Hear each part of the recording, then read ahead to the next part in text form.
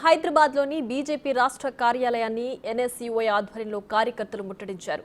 ఈ సందర్భంగా BJP office ముందు కొద్దిసేపు ఉద్రిక్తత చోటు చేసుకుంది. నీట్ 2024 పరీక్షలో జరిగిన అవకతవకలపై సమగ్ర విచారణ జరిపించాలని ఎన్ఎస్యుఐ నేతలు డిమాండ్ చేశారు.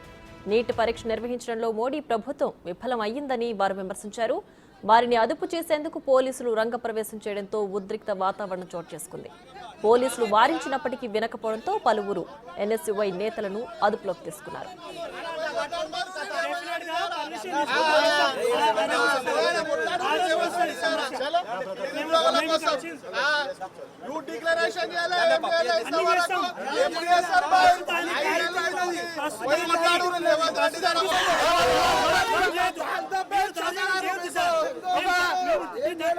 बीसीबी बंडी संजय को और कांग्रेस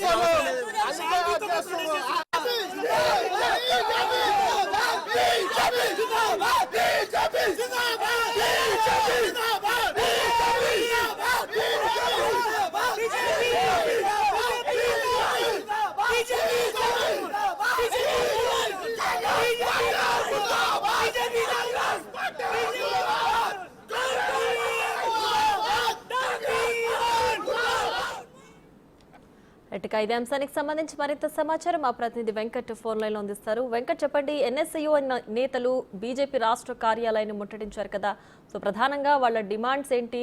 నీట్ పరీక్షలో అవకతవకలేనా, ఇంకేదైనా అంశాలు లేవనెత్తారా? ప్రియా, ఈ నెల 5న గత నెల 5న దేశవ్యాప్తంగా నీట్ పరీక్ష జరిగింది. దాదాపు 24 లక్షల మంది దేశవ్యాప్తంగా మెడికల్ కోర్సుకు సంబంధించిన నీట్ పరీక్ష రాశారు. దాదాపు ఇందులో 1563 మందికి గ్రేస్ మార్కులు వచ్చినాయి. మిగతా దాదాపు 24 లక్షల మంది కూడా సేమ్ ఎగ్జామ్ రాశారు. దాంట్లో 720 మార్కులు దాదాపు 156 మందికి ఫస్ట్ కూడా దేశవ్యాప్తంగా వచ్చినాయి. ఇట్లా ఒక్కొక్కరికి ఒక్కొక్క రకంగా మార్కులు రావడంతో ఈ పరీక్ష పత్రాన్ని మొత్తం కూడా లీకేజ్ చేసి తమకు అనుగుణంగా మలుచుకున్నారు. పేపర్ లీకేజ్ జరిగింది. ఇందులో 24 లక్షల మంది అన్యాయం జరిగింది. మొత్తం పూర్తి స్థాయిలో ఈ నీట్ పరీక్షను రద్దు చేసి మళ్ళీ కొత్తగా పరీక్షలు పెట్టాలనేది ఎన్ఎస్యుఐ నేతలు పట్టుబడుతున్నారు. అందులో భాగంగా ఇవాళ బీజేపీ రాష్ట్ర కార్యాలయాన్ని ముట్టడికి పిలుపునిచ్చారు. అనుకోకుండా రాష్ట్ర కార్యాలయానికి రావడంతో కాసేపు ఉద్రిక్త పరిస్థితులు నెలకొని ఉన్నాయి.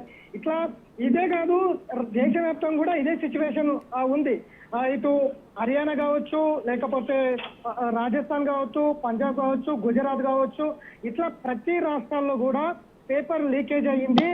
పేపర్ ఎగ్జామ్ కంటే ముందు పేపర్ లీకేజ్ అంశంలో దాదాపు దేశవ్యాప్తం కొంతమందిని అరెస్ట్ కూడా చేయడం జరిగింది. అయినప్పటికీ ఎన్టీఏ నేషనల్ టెస్టింగ్ ఏజెన్సీ ఒక వన్ సైడ్ గా వెళ్తుంది. కేవలం 1563 మంది గ్రేస్ మార్కులను రద్దు చేస్తూ ఆ 1563 మందికి మాత్రమే మళ్ళీ రీ ఎగ్జామ్